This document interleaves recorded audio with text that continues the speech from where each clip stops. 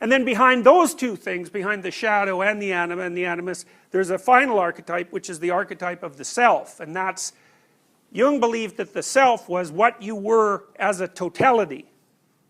And that's a hard thing to understand, but you could think about it this way. You could think about the self as the total of what you are now, plus the total of all those things that you could still be.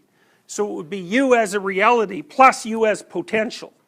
And that's a strange idea, right? Because we don't really know how to understand the idea of potential as modern empirical people, because potential, virtually by definition, is not yet manifest, and also not a straightforward thing to either measure or conceptualize. By the same token, everybody acts as if they have potential, unrealized potential. And so Jung generated up a category to account for that, which he felt was expressed in all sorts of symbolic ways. So for example, the wise old man, like the wizards in the movies that all of you have seen in the last 5 years, it's always the same wizard. Sometimes it's even the same actor. It's like that's an archetype of the wise old man. And for Jung, Christ was an archetype of the self as well. And I told you why that was to some degree, and it's partly because the phoenix is also an archetype of the self, because the phoenix is something that can die and be reborn. And so the phoenix stands for the part of your personality that can let one thing go, one part of you, which is an alive part, can let that go and burn up, so to speak, so that something new can be born. Because you very seldom gain something before you let something else go. That's partly because what you already assume can be the worst impediment that you have to learning something new.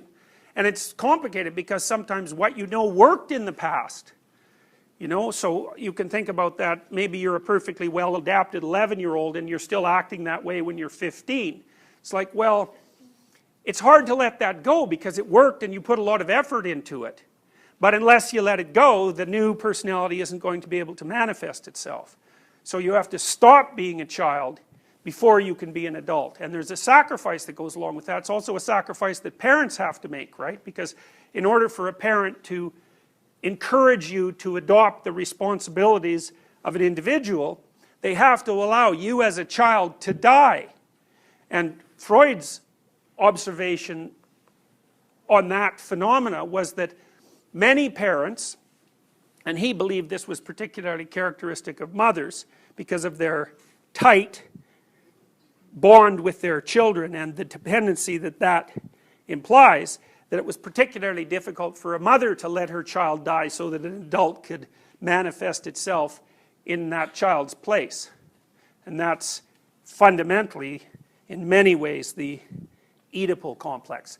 Okay, so now I'm going to show you some of these things again, because the thing about Jung is that it's not easy to understand what he has to say, and it's not a simple thing to explain it. And his books are complicated, although I don't think they're any more complicated than they have to be. Like, I don't think Jung is obscure. I think he's just difficult. And then, beyond difficult, he's actually frightening. So there's lots of reasons that people don't like Jung.